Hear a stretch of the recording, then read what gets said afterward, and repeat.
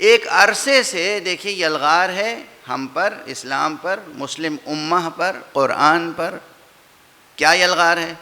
ہمارے اعتقادات کے بارے میں بار بار سوالات کیے جاتے ہیں اور نئے نئے فلسفے پیش کیے جاتے ہیں، اور ہمارے جوان ان نئے نئے فلسفوں کے سحر کا شکار ہو جاتے ہیں.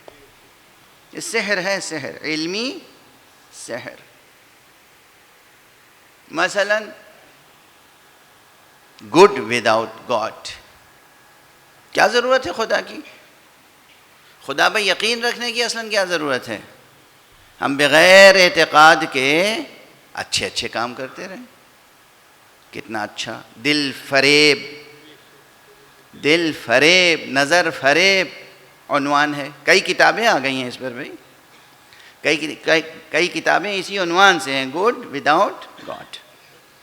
اب ہمارے جوان جب پڑھ لکھ لیتے ہیں یونیورسٹیوں میں جا کے، تو اگر گھر سے بنیاد مضبوط نہیں ہے، اگر آپ نے اپنے بچوں کو فرش ازاں پہ لا کے ان کی تربیت نہیں کی، اگر والدین نے اپنے بچوں، بیٹوں اور بیٹیوں کو مجلس حسین میں لا کر ان کے زمین دل کو آنسوؤں سے نم کر کے اعتقاد کی تخم ریزی نہیں کی، تو پھر یہ بچے ہاتھ سے نکل جاتے ہیں. پھر لاکھ کوشش کیجئے، سوالات ہوتے ہیں. کیا ضرورت ہے مجلس میں جانے کی؟ نعوذ باللہ. خدا پر اصل اعتقاد کی کیا ضرورت ہے؟ ہم اچھے اچھے کام کرتے ہیں. یا اور جو مختلف قسم کے ماشاءاللہ فلسفے آ جاتے ہیں، پلورلزم، سارے دین اپنی جگہ ٹھیک ہیں، سب کا ہم احترام کرتے ہیں. یا لبرلزم، سب کے ساتھ رواداری سے ہم پیش آتے ہیں. یا سیکولرزم، ہم دنیا کے معاملات میں دین کو دخل نہیں دیتے، دین کو دخل دینے کی ضرورت نہیں ہے. مثلا سیاست میں علماء دین کو بولنے کی ضرورت نہیں ہے. ایک بڑے ذہین آدمی نے مجھ سے کہا کہ میری رائے یہ ہے کہ سیاست میں علماء دین کو رائے دینے کا حق کوئی نہیں ہے. میں نے کہا کہ اگر الیکشن میں آپ کھڑے ہوں تو علماء سے ووٹ لیں گے کہ نہیں؟ فوراً موضوع بدل دیا انہوں نے. ذہین آدمی تھے. یہ جو ووٹ ہے سیاسی رائے ہی تو ہے.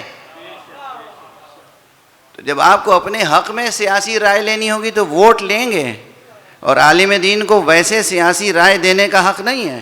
یہ کون سی دوہری منطق ہے؟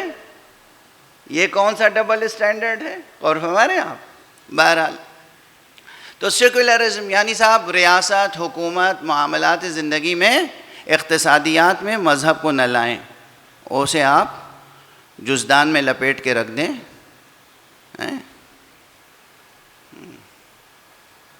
اللہ زندگی دے، صحت دے، شفا دے. ہمارے ہندوستان میں ایک شاعر ہیں جناب پیام اعظمی صاحب، ان کا ایک شعر ہے کبھی کبھی مجھے یاد آ جاتا ہے. اپنا اسلام تو ملا کی قبا ہے یارو، اپنا اسلام تو ملا کی قبا ہے یارو، گھر میں رکھ دیتے ہیں مسجد میں پہن لیتے ہیں.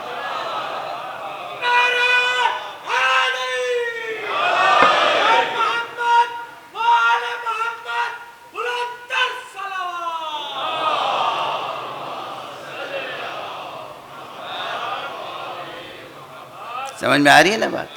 اب یہ مسائل زندہ مسائل ہیں، یہ ایسے مسائل نہیں ہیں کہ ان سے چشم پوشی کی جائے، صرف نظر کیا جائے، ان سے منہ موڑ لیا جائے. زندہ مسائل ہیں، ہماری نسلوں کے مسائل ہیں، ہمارے جوانوں کے مسائل ہیں. کہ یہ کہتے ہیں کہ صاحب اللہ کے اوپر اعتقاد کی کیا ضرورت ہے، دین کی کیا ضرورت ہے، شریعت کی کیا ضرورت ہے، یہ ڈوز اینڈ ڈونٹس، یہ واجب و حرام، اس کی کیا ضرورت ہے. ہم اچھے اچھے کام کرتے ہیں. دیکھیے یہ ہے صریح مغالطہ، یہ فلسفی نہیں ہے، فیلیسی ہے.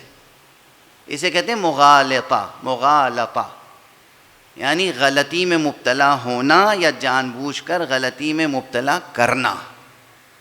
توجہ ہے، مغالطہ اسے کہتے ہیں. ایک غلط بات کہہ رہے ہیں جان بوجھ کے تاکہ آپ کو بھی غلطی میں مبتلا کر دیں، یہ مغالطہ ہے۔ اب اس کے تعلق سے عرض کر دوں، مغالطہ کیا ہے اس میں؟ اللہ نہ ہو درمیان میں، دین نہ ہو، وحی نہ ہو، قرآن نہ ہو، تو یہ طے کیسے ہوگا کہ گڈ کیا ہے؟ خواہشات نفس کا نام ہے اچھائی؟ واضح ہو رہی ہے بات؟ گڈ وداؤٹ گاڈ، اس میں گڈ کیسے طے ہوگا کہ گڈ کیا ہے اور بیڈ کیا ہے؟ کوئی معیار تو ہونا چاہیے نا۔ ایک چیز کو میں گڈ سمجھتا ہوں، آپ بیڈ سمجھتے ہیں۔ میں اسے خیر سمجھتا ہوں، آپ شر سمجھتے ہیں۔ میں اسے طہارت سمجھتا ہوں، آپ نجاست سمجھتے ہیں۔ میں طاہر سمجھتا ہوں، آپ نجس سمجھتے ہیں۔ طے کیسے ہوگا؟ کیا معیار ہوگا؟ اور ہمارے واضح ہے نا مسئلہ؟ ارے گھر گھر کا مسئلہ، اپنا اپنا ذوق الگ ہوتا ہے۔ میں پریکٹیکل مثال دے کے آگے بڑھوں۔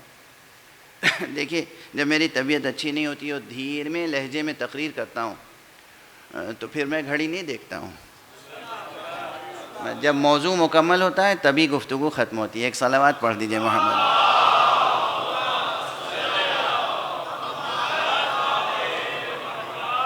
آخرت کیا ہے؟ یوم الدین کیا ہے؟ یوم الدین کے لیے قرآن مجید میں کتنی تعبیرات آئی ہیں؟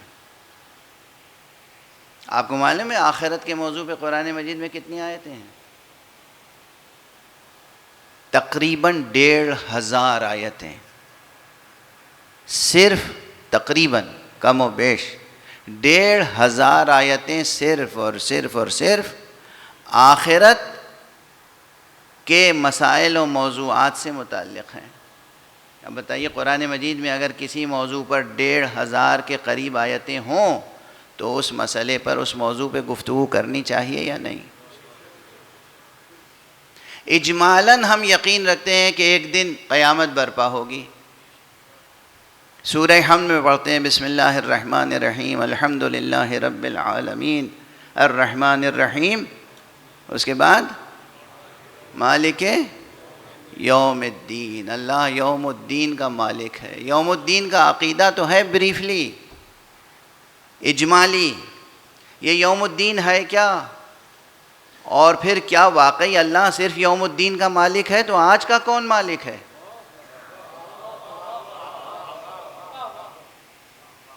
مولانا تشریف فرمائے، پروردگار انہیں صحت و سلامتی و عافیت سے رکھے اور آپ ان سے استفادہ کریں۔ آج کا کون مالک ہے؟ دو خدا ہیں کیا؟ روز آخرت کا مالک ایک ہے اور دنیا کا مالک کوئی اور ہے تو نہیں، ہم لوگوں نے بنا رکھے ہیں۔ المناک بات یہی ہے۔ کربلاؤں کا سامنا اسی لیے ہوتا ہے کہ ہم نے مالک یوم الدین کسی کو سمجھ رکھا ہے اور مالک دنیا کسی اور کو۔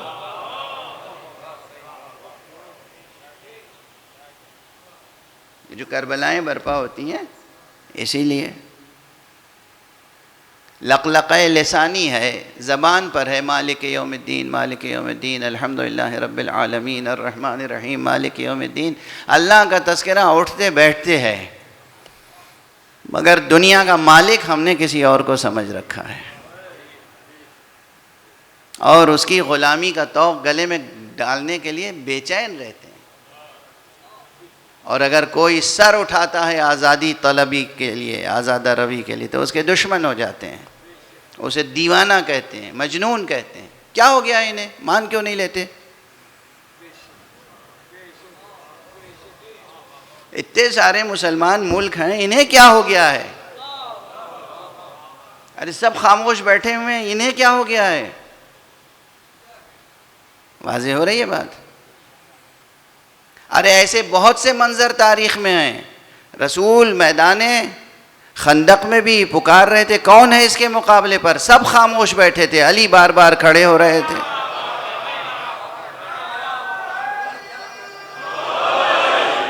لوگوں کا حق تھا کہنے کا، آپس میں شاید کہہ بھی رہے ہوں کہ انہیں کیا ہو گیا ہے، ہم نہیں اٹھ رہے ہیں، یہ کیوں اٹھ رہے ہیں؟ ہم نہیں اٹھ رہے ہیں، یہ کیوں اٹھ رہے ہیں؟ دل میں تو سوچ ہی رہے ہوں گے کہ ہم نہیں اٹھ رہے ہیں، یہ کیوں اٹھ رہے ہیں؟ مگر آپ سوچیے اگر علی نہ اٹھتے تو تاریخ کا رخ کیا ہوتا؟ آج اسلام ہوتا یا نہ ہوتا؟ آج قرآن ہمارے ہاتھوں میں ہوتا یا نہ ہوتا؟ خندق کے میدان میں علی معصوم اٹھا تھا، آج علی غیر معصوم نے میدان جیتا ہے۔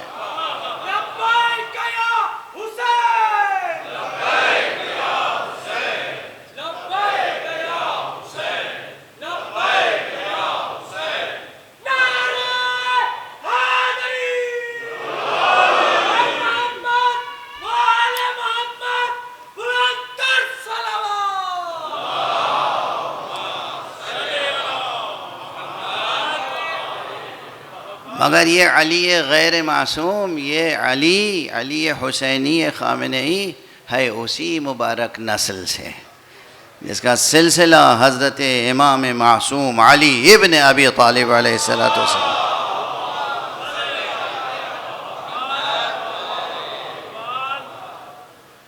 تو یہ کوئی آرگومنٹ نہیں ہے کہ سب مان رہے ہیں، سب خاموش بیٹھے ہیں تو آپ کیوں کھڑے ہو گئے، آپ کیوں اٹھ رہے ہیں، آپ کیوں مقابلہ کر رہے ہیں؟ ٹھیک ہے نا؟ یہ نہ سوچئے گا، کسی غیر خدا کو خدا نہ مانیے، سادہ سی بات ہے۔ اب یہ مسائل آئیں گے انشاءاللہ، آج میں صرف تمہیدی مطالب عرض کر رہا ہوں کہ آخرت کیا ہے، یوم الدین کیا ہے، اور آخرت کے کتنے مراتب و کتنے مراحل ہیں۔ مگر مجھے یاد آتی ہے اپنی ہی ایک بحث، اسی کراچی میں کر چکا ہوں، جو لوگ حافظہ رکھتے ہیں انہیں یاد ہوگا، اکثر لوگ حافظہ نہیں رکھتے ہیں تو اس سے ہمیں فائدہ پہنچ جاتا ہے، اپنی بات دہرانے کا موقع مل جاتا ہے۔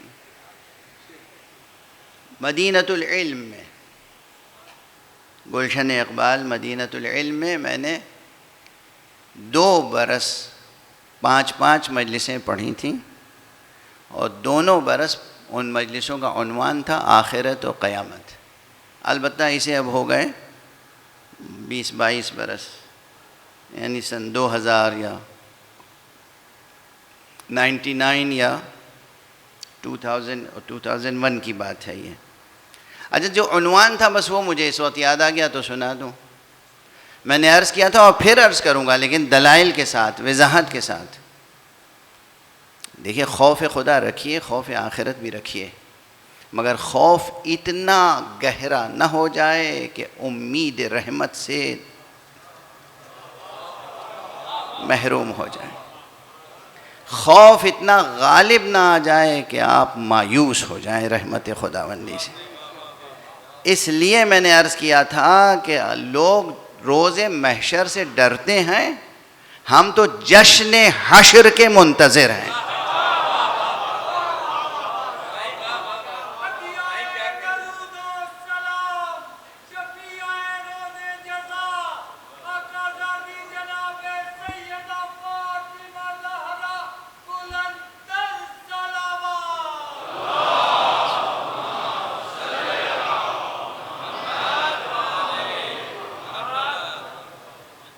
خدا کی قسم، وہ تمام مسائل عرض کروں گا جو خوف کے ہیں، اور ہمیں اور آپ کو ان سے تعلق ہے، مگر آخری بات یہی ہے، خدا کی قسم، اگر اللہ پر مکمل یقین اور اس پر مکمل توکل ہے، اور حضرات محمد و آل محمد کی مودت میں مرنے جینے کا سلیقہ ہے،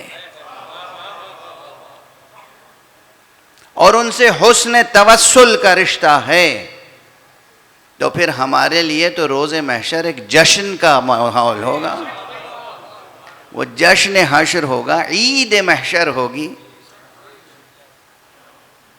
اور اب بہت سی باتیں، اب جذباتی بات بھی ہے، لیکن صرف جذباتی نہیں ہے، اس میں دلائل ہیں، قرآنی بھی، روایی بھی، عقلی بھی، کلامی بھی، عرفانی بھی۔ یاد رکھیے، جو دنیا میں عید غدیر منانے کے قائل ہیں، ان کے لیے روز محشر عید محشر ہوگی۔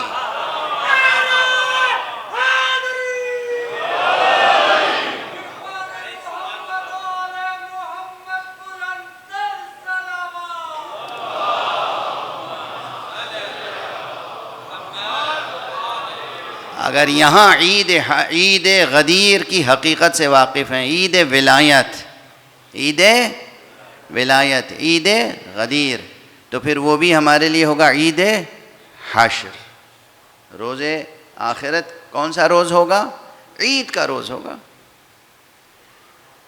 صرف خطابت نہیں ہے، یاد رکھیے گا، اس کے دلائل عرض کروں گا، آگے 4 مجلسیں باقی ہیں ابھی۔ وہ دن ہمارے لیے عید کا دن ہوگا اگر ہم واقعاً حقیقت توحید اور حقیقت ولایت سے آشنا ہو جائیں اور اس کو اختیار کر لیں، اگر اپنا لیں۔ اور یہ تمام مسلمانوں کے لیے عرض کر رہا ہوں، کسی ایک مسلک کے لیے تھوڑی، تمام مسلمانوں کے لیے۔ اللہ ہے، اللہ ہی نے ہمیں بھیجا ہے یہاں، اور اللہ ہی کے پاس پلٹ کے جانا ہے۔ یہ پلٹ کے جانا اگر اللہ راضی ہو تو عید سے کم نہیں ہے۔ اگر اللہ خوش ہے، اللہ راضی ہے، آپ اللہ کے اچھے بندے ہیں اور آپ بھی اللہ سے راضی ہیں، اگر اللہ آپ سے راضی ہے اور آپ بھی اللہ سے راضی ہیں، تو اللہ کے محضر میں پلٹ کے جانا عید نہیں ہے تو کیا ہے؟ اس سے بڑی کوئی عید نہیں ہے۔ تو جشن محشر یا عید حشر ہمارے لیے واقعاً عید ہوگی، مگر بشرطہا و شروطہا، اور معصوم نے کہا ہے وَأَنَا مِن شُرُوطِهَا۔ توحید حق صمدی پر یقین، عدل الہی پر یقین، نبوت پر یقین، مقام ختم نبوت پر یقین، ولایت و امامت پر یقین، اور آخرت پر یقین، اور ان اصولوں پر جو نظام ملا ہے عملی، اس عملی نظام سے وابستگی۔